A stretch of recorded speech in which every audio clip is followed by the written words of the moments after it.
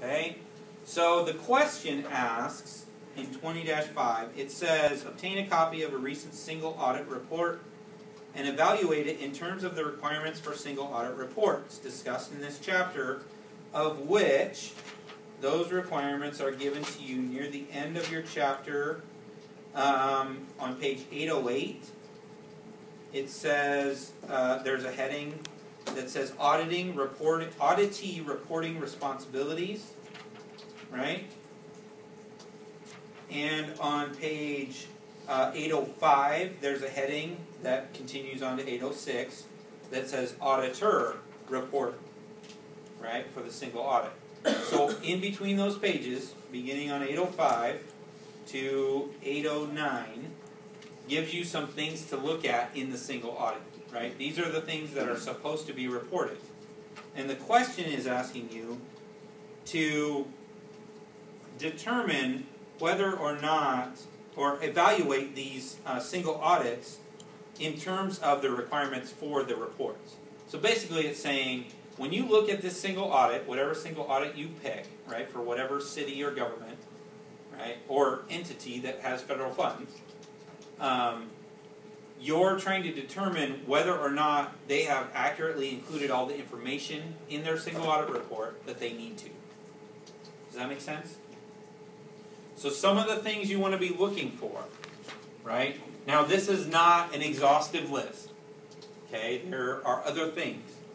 But some of the things that you probably want to look for were appropriate reports prepared. So you need to look in your chapter and find out what are the reports that are needed, right? Basic financial statements, things like that. A SEFA, Schedule of Expended Federal Aid or Federal Awards. Okay? So were those included? Was a reasonable opinion given? And what was that reasonable opinion?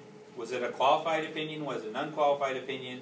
If it was qualified, were there significant deficiencies? Were there material weaknesses? Right? Things like that.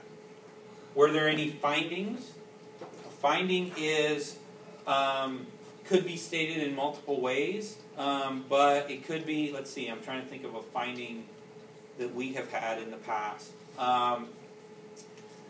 We are required to report student enrollment on like every 60 days to update those who have graduated or those who have changed enrollment status, right? So one year the auditors came in and they audited us and they found one person that wasn't reported on time. So they put that in as a finding.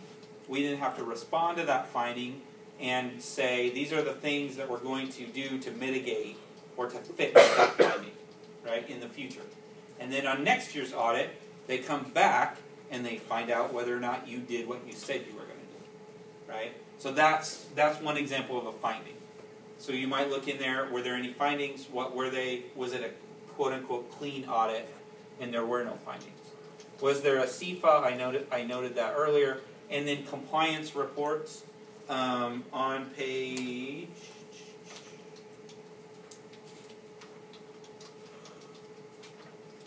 807.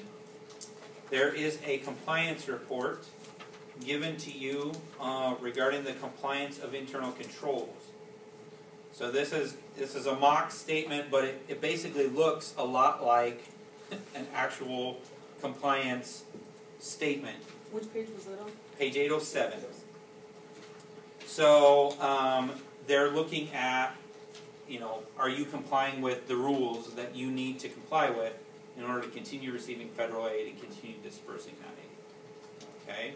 So that's one thing that you can look for. Like I said, there are other things. Look at the end of your chapter. Report over internal controls. Schedule of findings. Schedule of question costs. So if there's a finding, that generally has a cost associated with it. So for instance, if it's a big enough finding, they'll include all of the federal aid or all of the federal award, right? That whole number. If it's a subset, right, it's a smaller program, they'll only include the cost of that program, right? So the Perkins Loan Program is a smaller loan program that is